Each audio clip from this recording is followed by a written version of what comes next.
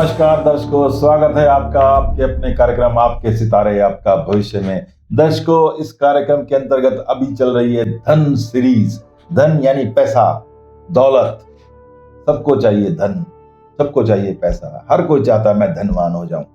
इसी सीरीज में विभिन्न उपाय धन से संबंधित, किसी को किसी कारण से धन नहीं आ रहा या किसी को धन से संबंधित किसी प्रकार की समस्या है, तो अलग अलग तरह की समस्याएं और अलग अलग तरह से उनके निवारण के लिए अलग अलग उपाय। किसी को पता नहीं कौन सा हम जो बता रहे हैं उसके साथ कौन सा फैक्टर मैच करता हो, तो वो जो उसको मैच करता है कि जो समस्या हम बता रहे हैं उससे संबंधित वो उपाय कर ले।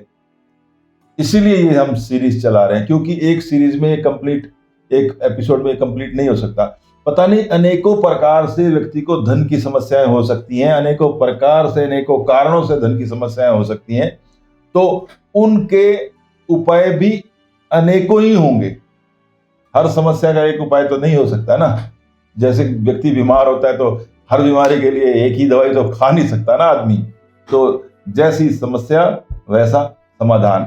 तो दर्शकों, धन से संबंधित इस सीरीज में आज हम बात कर रहे हैं उन लोगों से संबंधित जिनको धन इनिशियली उनके पास था, लेकिन वो अपना धन गंवा बैठे। उन्होंने, मान लीजिए किसी ने 5 लाख की पूंजी से या 1 लाख की पूंजी से या 10 लाख की पूंजी से अपना कोई व्यापार या कोई कारोबार शुरू किया, और शुरू तो वो कर बैठे, उसको वो आगे भी ले गए, लेकिन कारोबार करते करते ये पता नहीं चला, उधार माल भी आता गया, उधार पैसा भी मिलता गया और कारोबार भी बढ़ता गया, लेकिन पता नहीं चला कि कब उनकी जो 5 लाख की पूंजी थी या 10 लाख की पूंजी थी वो कहां गुम हो गई, और उनके ऊपर जितना कर्ज है उतना उनके पास माल ही नहीं है। और कई बार समझ में ही नहीं आता कि ये हुआ क्या। दुकानदारी ठीक चल रही है, कारोबार ठीक चल रहा है, माल बिक रहा है, पेमेंट्स आ रही हैं, ऑर्डर मिल रहे हैं, लेकिन एंड ऑफ द डे अगर हम देखते हैं 6 महीने बाद, साल बाद अपनी स्थिति का आकलन करते हैं, पता चलता है कि हमारे पास जितना है हमने उससे अधिक चुकाना है। मतलब हमारी जो पूंजी लगी थी वो तो गई, कर्ज हो गया। पता नहीं चलता कई बार कि इसका कारण क्या है, कि व्यापार में कोई चोरी हुई या कैसे ये जो काम करते करते लाभ भी हो रहा था। कोई 2 रुपए की चीज हमने ली थी तो हमने 2 रुपए 10 पैसे की या 20 पैसे की या 3 रुपए की बेची है। कोई भी चीज हमने घाटे में नहीं बेची, उसके बावजूद भी व्यक्ति देखता है कि मेरे व्यापार में मुझे घाटा है। ऐसा बहुत से लोगों के साथ होता है। बहुत से लोग हैं, साल 2 साल 5 साल 10 साल दुकानदारी चल रही है, ये बात नहीं है कि दुकानदारी उनकी बंद हो गई है, लेकिन अंदर ही अंदर वो जानते हैं, उनको पता है कि हमारी क्या स्थिति है। आज अगर सबका देना पड़ जाए तो उनको अपना सब कुछ देना पड़ जाएगा और उनके पास कुछ नहीं बचेगा। बहुत से ऐसे व्यापार हैं, ऐसे कारोबार हैं जिनको घाटा दीमक की तरह अंदर से चाट चुका है। बस वो खड़ा है, एक स्ट्रक्चर, जरा सा धक्का लगा और वो गिर जाएगा। इस प्रकार की स्थितियां कई लोगों की हो गई हैं। तो ये दीमक रूपी घाटे ने जिनको चाट लिया है और उनकी पूंजी ध्वस्त हो गई है, और वो व्यापार करते हुए भी, मेहनत करते हुए भी लाभ से हानि में आ चुके हैं। ऐसे लोगों की परिस्थितियां आप अगर 19 के जवानी पूछें या उनसे पूछें तो वो अपना दर्द किसी को कह भी नहीं सकते। बाहर अगर किसी को कहें तो बेइज्जती होती है, प्रतिष्ठा पे बट्टा लगता है।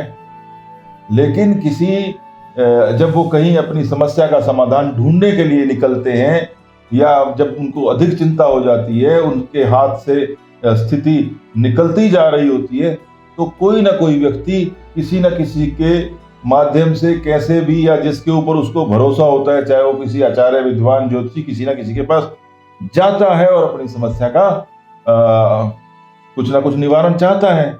ऐसे बहुत से केसेस हमने भी देखे हैं। लोग शर्म के मारे, डर के मारे किसी को बता भी नहीं सकते और ऐसा उनके साथ चल रहा होता है।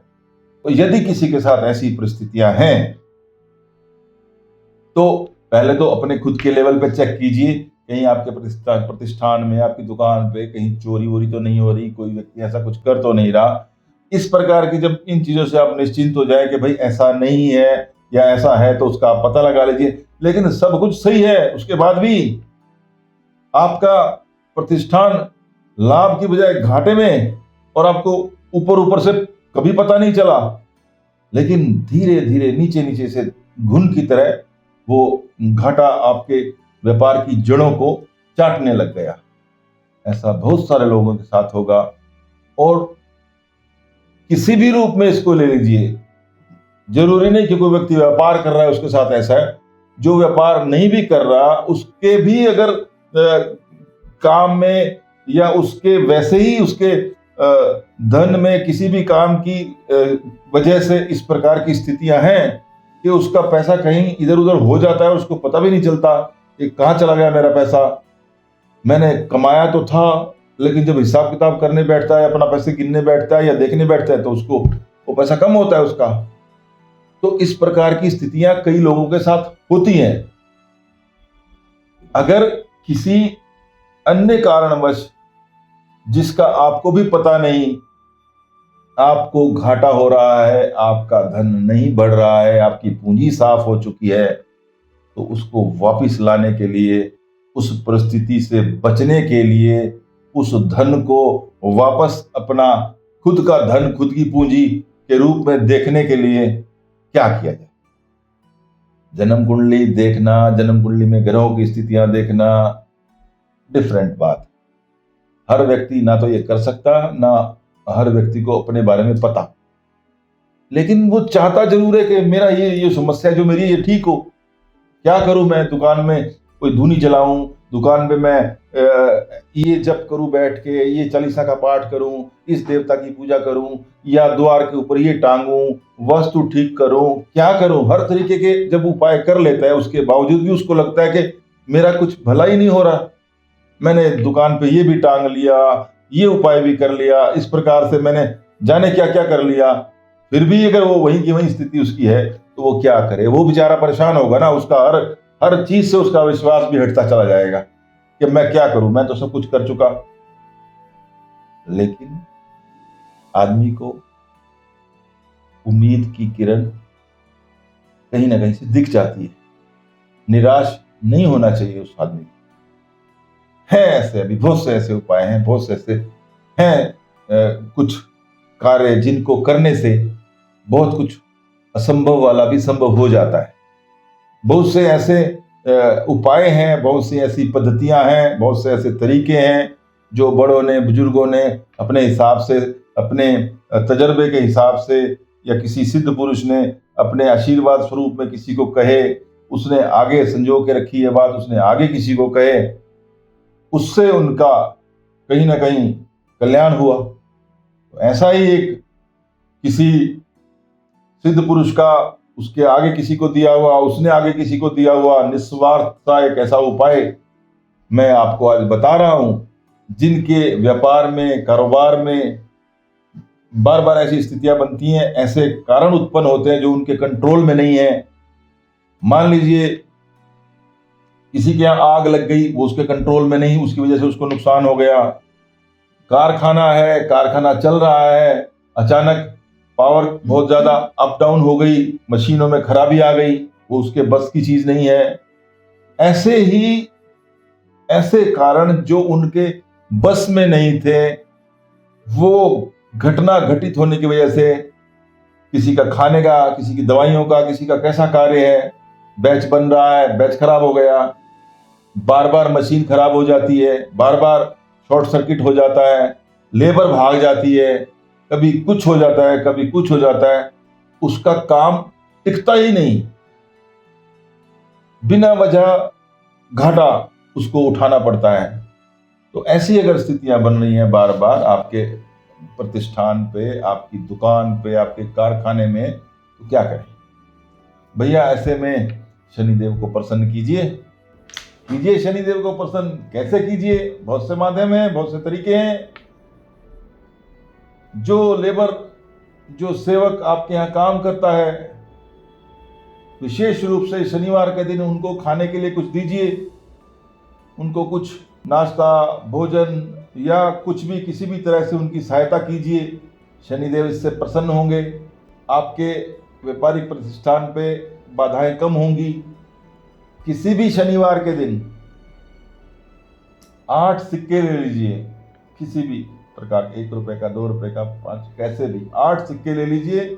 प्रत्येक सिक्के के ऊपर थोड़ा थोड़ा सरसों का तेल लगा लीजिए, और तेल लगाएंगे जब, तो उसके ऊपर एक एक साबुत उड़द का दाना आप रख दीजिए। ऐसे के ऐसे 8 सिक्के लेके आप शनिदेव जी के चरणों में इस प्रकार से अर्पित कर दीजिए, और अपने किसी भी पाप की वजह से, किसी गलती की वजह से, किसी ऐसे कार्य की वजह से जो आपको पता भी नहीं है, शायद अनजाने में हो गया या जानबूझकर हो गया, उसके लिए आप क्षमा प्रार्थना कर लीजिए। और कम से कम 8 शनिवार ये उपाय आप करते रहिए। किसी भी प्रकार की, इस प्रकार की परिस्थितियां हो जिसमें आप घाटे में आ रहे हैं, जिसके बारे में आपको पता भी नहीं है, वो परिस्थिति, जब शनि का प्रकोप पड़ता है, कई बार ऐसी परिस्थितियां होती हैं, कहते हैं भूंजी मीन कूद गई पानी, तो भुनी हुई मछली भी पानी में कूद जाती है। इस प्रकार की जब शनि चालीसा का पाठ करिए, उसमें सब इस प्रकार की बातें आएंगी कि ऐसी ऐसी स्थितियां उत्पन्न हुई कि व्यक्ति को परेशानियां झेलनी पड़ी। तो शनि चालीसा का भी पाठ कर सकते हैं आप, और ये छोटे से 2 उपाय हैं, इनको आप कीजिए। व्यापार में आने वाली किसी भी प्रकार की ऐसी समस्याएं, ऐसे जो आपको पता भी नहीं, आपके कंट्रोल में भी नहीं, धन का नुकसान हो गया, तो इन चीज़ों से आपको काफ़ी राहत मिलेगी। ये बड़े साधारण उपाय हैं, बहुत से लोगों द्वारा बताए हुए हैं, लेकिन ये उपाय की तरह ना कीजिए कि बस हाँ कर दिया, बस एक टास्क नहीं है ये। जब कोई व्यक्ति उपाय करता है तो उसके अंदर उसका भाव बड़ा प्रधान होता है, वो किस भाव से वो उपाय कर रहा है। जब हम किसी की शरण में जाते हैं, हमें कुछ मांगना है किसी से, तो हम झुक के जाते हैं और बड़े निर्मल भाव से जाते हैं, बड़ी श्रद्धा भाव से उस उपाय को, उस कार्य को करते हैं, और मन में ये भाव रखते हैं कि मैं मतलब अपने आप को झुका के ये आपके लिए उपाय कर रहा हूँ, और उसमें आप मेरा कल्याण कीजिए, तो वो उपाय फलित होते हैं। ऐसे नहीं कि हाँ ये उपाय है, ये करना है, किया, सामान इकट्ठा किया, बस करके आगे टास्क पूरा हो गया, ऐसा कभी भी नहीं होता। इस प्रकार के उपाय जो केवल टास्क समझ के किए जाते हैं कि हाँ ये करना है, कर आओ, तो उनका फल भी फिर किस प्रकार का मिलेगा, आप सोच सकते हैं। तो उपाय श्रद्धा से अगर किया जाए, भाव से किया जाए, निर्मल भाव से किया जाए, उसका फल हमेशा अच्छा ही मिलेगा। तो एक छोटा सा साधारण सा ये उपाय है, इसको करके देखिए, आपको बहुत लाभ होगा। आज के लिए इतना ही, बाकी नेक्स्ट जो भी उपाय धन सीरीज में आएगा वो आप अगले उपाय में चर्चा करेंगे। नमस्कार।